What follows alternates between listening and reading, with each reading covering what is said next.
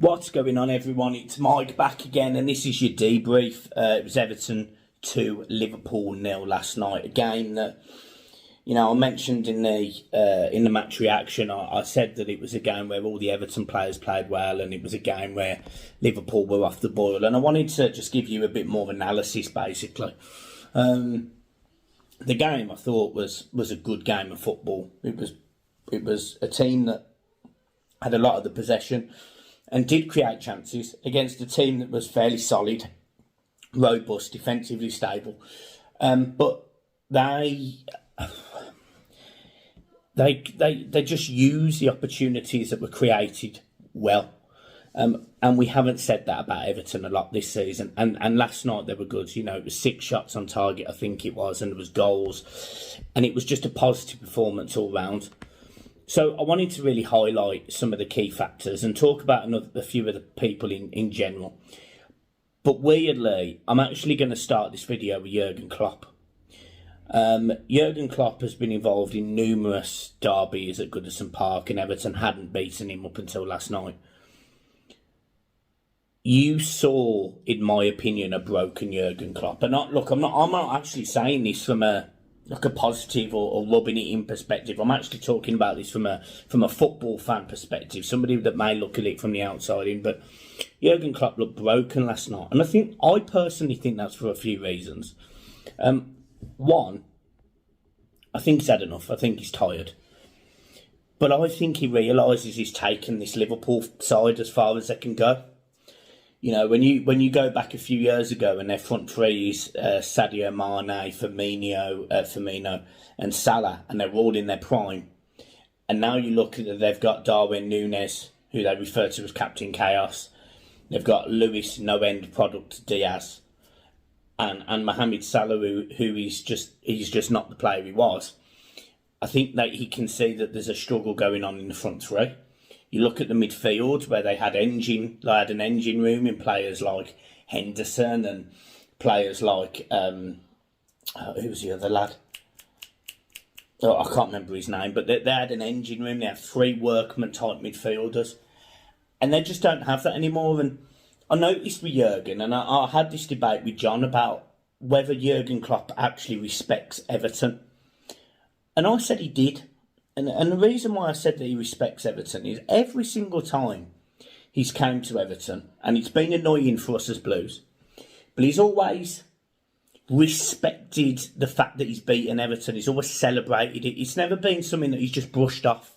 It's always been a joyous moment for him. And when you beat your rivals, we know it from last night, it's a joyous moment. We're excited, we're happy, we're buzzing, we're flying. And he's been like that in the past. So I think he actually respects Everton more than we think he respected Everton. And just as he was walking off last night, I'm sitting top of the Gladys, so I couldn't... I'm not confirming or not confirming this. I don't know if anyone saw the video with him walking off. But I swear when he walked down the tunnel, he clapped. And I couldn't work out if that was because he was saying, thank you for all the difficult games that you've given us. Thank you for the moments that have been painful for us. Thank you for the tough tests. I didn't see it as a negative. And Jurgen Klopp is a person I don't massively like. He manages a team that I don't like, obviously. He comes up with excuses and he moans and he does all of that. But the one thing I genuinely got out of last night is I do think he respects Everton Football Club, and I thought he respected how we played, and I think he epitomised that respect when actually we scored our second goal, and he smiled, and I think he smiled because he just knew he'd been done. He strikes me as the type of bloke that respects when something good happens, irrespective of what it is, he respects it. And I think he respected Everton last night. I think he respected the fans. I think he respected the atmosphere. I think he respected the club. I think he respected Everton. And I think for that, as much as I dislike him, and as much as I can't stand Liverpool for obvious reasons, I sort of wish him well. You know, I wish him well. I think Liverpool are going to fall apart. I think Liverpool are going to fall apart. That Liverpool team that turned up at Goodison Park last night was a shadow of its former self. It was disjointed. Reading the ball between the lines. They don't utilise midfield enough. Trent Alexander-Arnold would pick up the ball, say 30 yards out, and play these dink balls over our defence, which is absolutely fine if you've got a player who can finish, and they don't. You know, there was moments where they did it and they looked like they were in and it looked like it was going to go well for them, and you know, players like Robertson missed the ball, and it was all because of the pressure we applied. You know, we allowed Liverpool to get up to probably within 25 yards of our goal, and then we stepped in, then we made it difficult, then we made it dirty, then we hit them on the break, and it happened time after time after time, and they just couldn't cope with us physically, mentally. They couldn't cope with the crowd. They just couldn't cope. They just couldn't deal with the constant onslaught that was Everton Football Club last night. We were phenomenal. We were brilliant, and I was really, really proud of us. And I'm proud that we've turned a corner. I'm proud that we've started to get results. I'm proud that we are definitely going to be a Premier League team next season. Well, we're not definite, but let's be honest. Luton are not going to pull 8 points back on us with 4 games to go. So, you know, I'm really happy that we've stayed up. We've done it with games to go, which is what I wanted, and we've also had an 8-point deduction. So Sean Dyche, in that sense, deserves credit. And now I want to talk about Sean Dyche because, you know, I've just spoke about Jurgen, and this is an Everton channel. So, you know, let's not go too Liverpool on it, but Sean Dyche is an enigma. Sean Dyche is a manager that I would love to 100% be behind. I don't agree with his philosophy at times. I don't agree with his style of play at times. I don't agree with a lot of his tactical decisions. And I very rarely agree with his decisions. But just occasionally he gets it right. And when he gets it right, it works. It all works. And last night it worked, and it's credit to him. He got the team spot on. He got the substitution spot on. And more importantly, he got the message after the game spot on, which was, it's a good win, but it's 3 points, and we keep going. Which is basically him saying, leave me be, let me build. Now, I wanted to give you a little bit of context to what I'm saying about Dyche. Dyche, when he was at Burnley, went on a run, numerous times actually, where he would win 1 in 10 or 1 in 12. He's won 1 in 15 at Everton. He went on an horrendous run. But my point is, we see it. It happens. He does do it.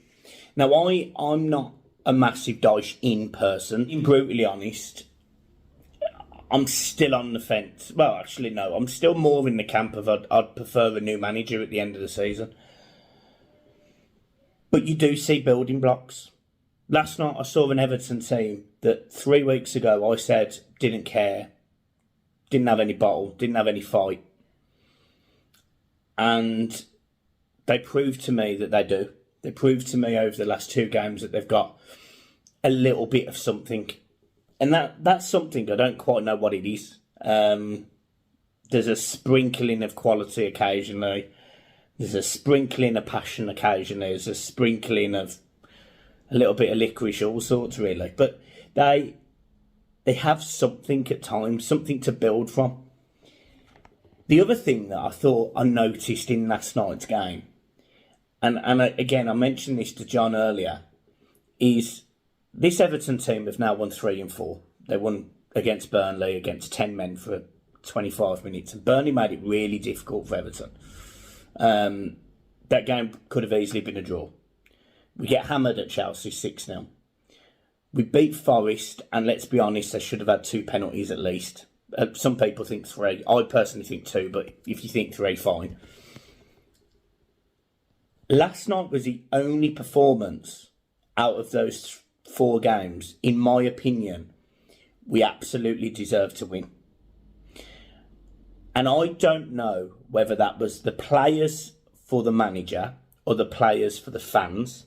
And as a result of that, I don't know whether the manager's going to get credit for the fact that the players played for the fans. Do you get what I'm saying? So it's a bit of a conundrum for me, because He definitely did well last night, Dyche, and he definitely got it right. But I do worry a little bit that this run may have papered over the cracks. And I don't want to be negative, and I won't. You know, last night was phenomenal. It was a great achievement, and Dyche did well.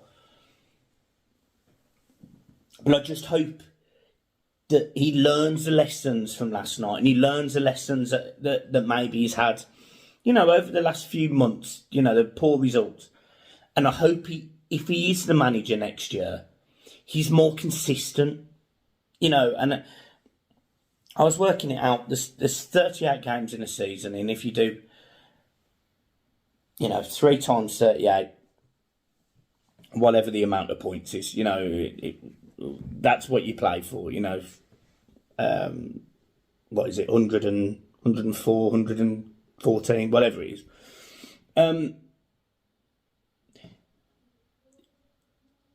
Everton will clearly not get 114. But when you then break down the ratio of that and you go, right, 114 points, so that's whatever amount of games. If Everton was to get 4 points every 3 games, or every 3.5 games, Everton are going to be roughly 12th. And actually, when you base it on where we are currently, with the points added back on, that's probably about right for where Everton should be. So, against the metrics that I set myself at the start of the season, he's actually bang on. He's actually bang on. If anything, he's actually slightly overachieved. So then I look back at myself and my opinions of Dyche, and I sit there and I think, I hate the football at times, but I did love the exhilaration of last night. And then I looked at the squad and I thought, okay, how can we make Sean Dyche work? You know, what players do Everton need to make a Sean Dyche system work? And there's some key players that are going to move. I think Onana's going to go, although I think there's a chance he could stay. Partly because he isn't doing himself any favours in his performances. Branthwaite, I think, will go. But again, he's the one player that I wish we could keep hold of for another season. But I think there's a squad there. I think there's some players there that we can adapt. I think Calvert-Lewin is getting back. I think he's maybe needed a complete season reset. And I think we are starting to see better Calvert-Lewin. Now, whether he stays fit and his injuries, whatever, that's a problem. But Everton definitely need a backup striker of some type. Because Beto, for me, isn't that striker. They definitely need a ball-carrying midfielder. Because the one weakness I thought we had last night was Doucouré's distribution. He can't pass. He can't pass. He's got the legs, he's got the engine, he's got the aggression, he's got all the right attitude. But he can't pass. He hasn't got a football brain. There's loads of times where he could get the ball off, or he doesn't pick up his head enough and he makes a rash decision. I think there's an answer to that. And there's a player that could get relegated with a team this season who could solve that problem. There's actually 2. I think one is called Sanderberg at Sheffield United, I think his name is. The other one is obviously Ross Barkley. Now, there's lots of Everton fans that will not want Ross Barkley, and I get it, I understand that. But the problem is, he is a player that would aid Everton. We're losing the Gay, and he is a player that will put a foot in. He's more like an 8 that will tackle and carry, rather than just a 6 and distribute. Ross Barkley, for me, is a signing that Everton should go for. And I don't... When he left, the anger I had towards him was off the charts. But he is a player that I think could help Everton. So there's one player that I think could come in. Now, Everton are obviously going to lose the 2 wingers as well, in Arnaut Danjuma and Jack Harrison. These are players that need to be better loan decisions.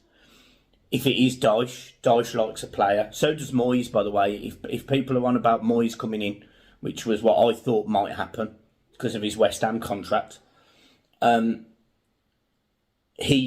also likes left and right wingers that help track back and won't just stand there like a Rashford, for example, or a Garnacho.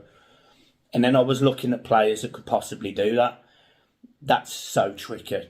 It's so difficult to find one that will go up and down and support the fullbacks. But Everton won't necessarily have to spend money out of the pocket.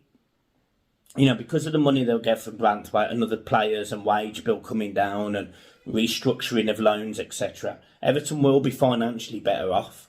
They will have something they can use to spend money. They'll also have 2 loan signings.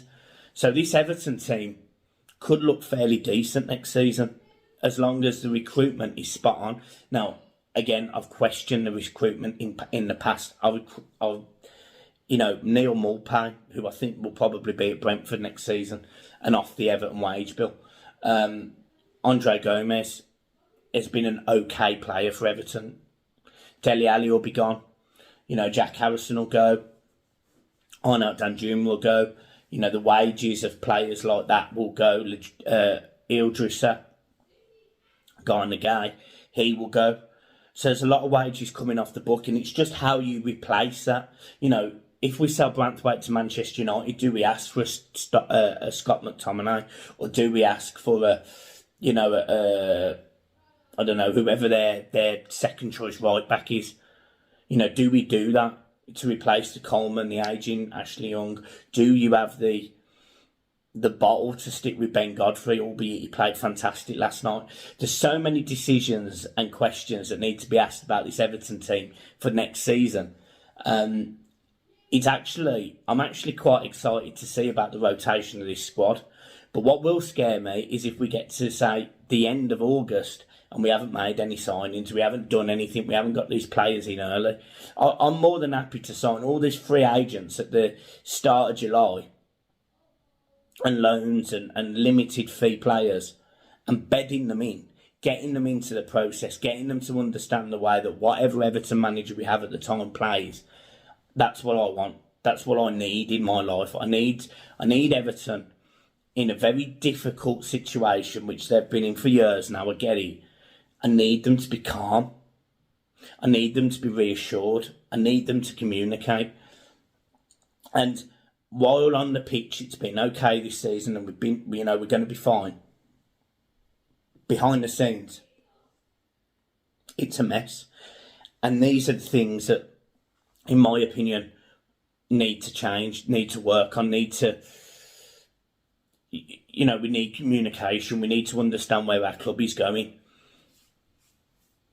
I'm excited without being negative, but I'm also concerned that the people in charge don't know what they're doing.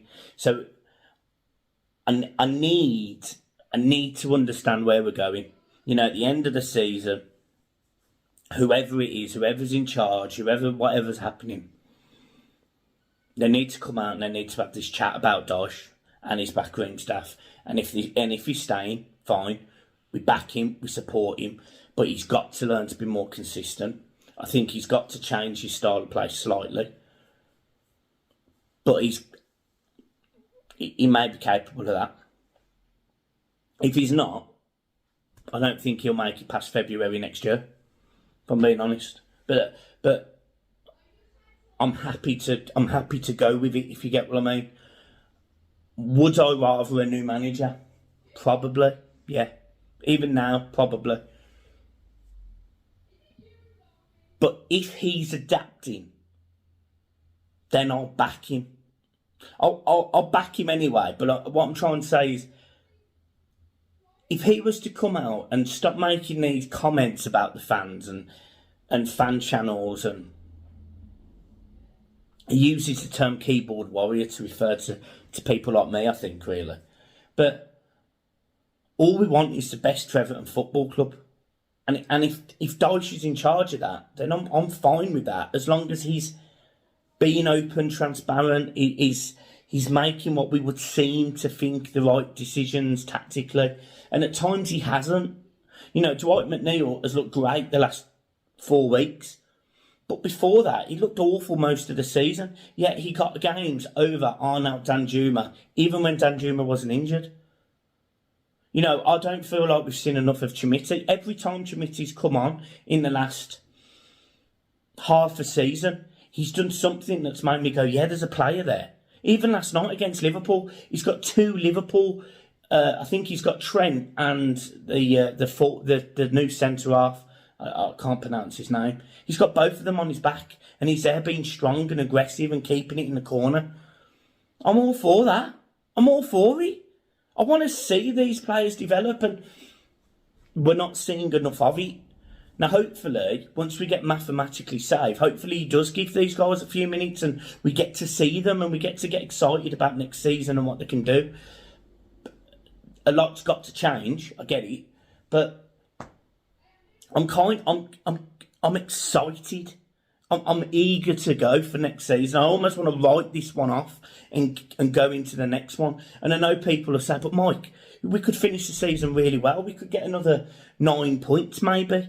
You know, Luton away, let's win that. Let's beat Brentford, let's beat Sheffield United. And let's be honest, we probably lose to Arsenal.